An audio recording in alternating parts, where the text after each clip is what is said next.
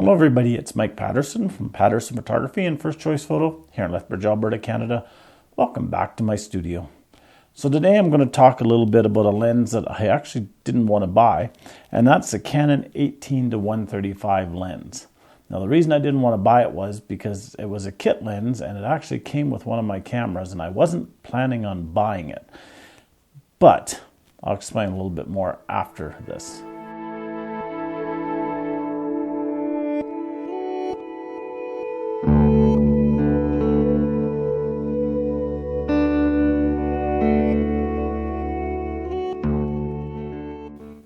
All right, welcome back. I ask if you haven't subscribed to my channel that you click on the subscribe button down below. Click on the bell next to the subscribe button if you want to be notified when I upload a new video. And if you like this video, please click on the thumbs up button. So I didn't have a choice when I bought this lens. I wanted a Canon 70D. And the day that the 70D was available in southern Alberta, it came only as a kit. Now I could wait, but nobody knew when the lens or when the camera was going to be available without the lens. At the exact same time, I had in my studio an older lens that I was using as a backup lens, as a location lens, as just a little bit of everything lens. And it wasn't quite working as I wanted it to. It just wasn't sharp. I had sent it away to get it repaired, and I don't think the repair was done correctly. So when I got this lens, I thought, well, I guess maybe it's just time to replace that one, so I'll try this lens. Well, should I say, I was more than a little impressed with this lens. When I bought this lens, the day that I bought it, I was actually at home. I took the camera and the lens home, charged up the battery, went outside and did some shoots, and I was blown away by how sharp this lens was. Not only was it sharp, but it focused extremely fast, extremely quiet, and it was just amazing. I would have to say it's probably the best deal for a lens that I've ever got. It's a great lens. I have recommended this lens probably over 1,000 times to customers and to students because it's a good all-around lens. Now, it's not a pro lens.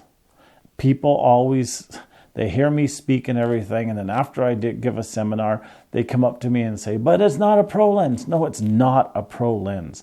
But many people don't need a pro lens. Many people do not require whatever the pro lens would give you above this lens. So this is a good starter lens and a good intermediate lens.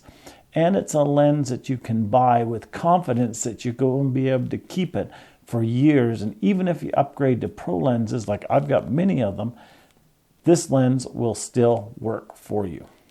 Now, the funny thing is if you're watching this video, you're going to see that the video before this and the video after this, I have longer hair. What happened? Well, I recorded the video for this lens in sequence.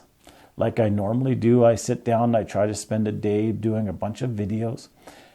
And I threw on my camera, well, I didn't throw on it, but I attached to my camera 24-70 L series lens.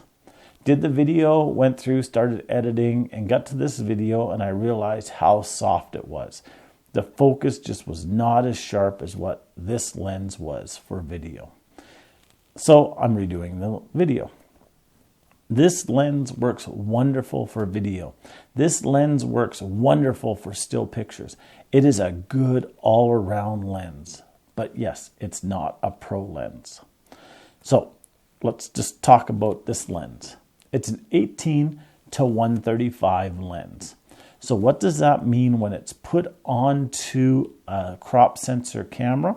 Well, 18 times by 1.6 would be 29 millimeters. And then 135 times by 1.6 is going to be 180 millimeters, somewhere around there. I'll put the exact numbers in the video as I go.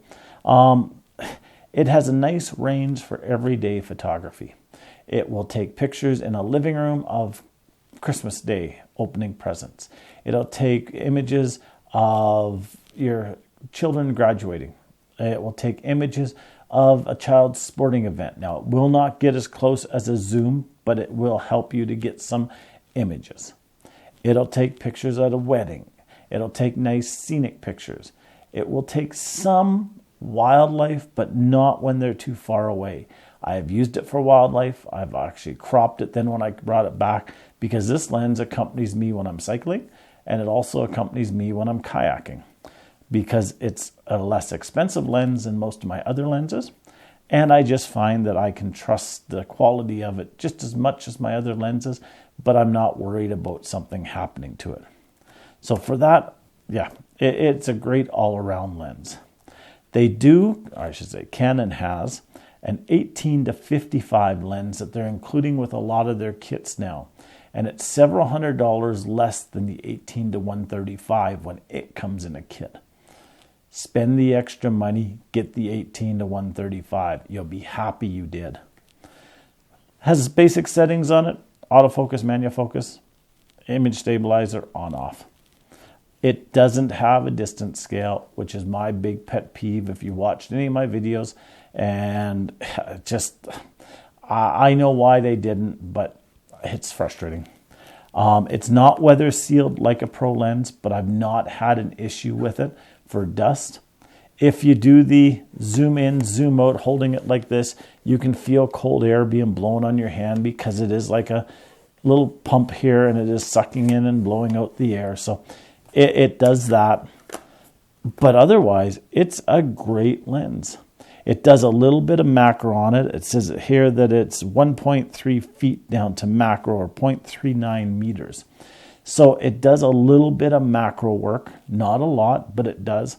And that's actually the first pictures that I did with it, was macro pictures. And so it's a good all-around lens. Would I recommend this for a beginner? Very much so. An intermediate? Very much so. A professional? I wouldn't recommend this so much for a professional if they're doing still pictures, because there's better L-series lenses out there. But if you're buying it as a backup lens, or like I do as I call it a beater lens, I would strongly recommend it. So until next time, I hope you get out there and get some wonderful pictures. Have a great day, and we'll talk to you soon. Bye-bye now.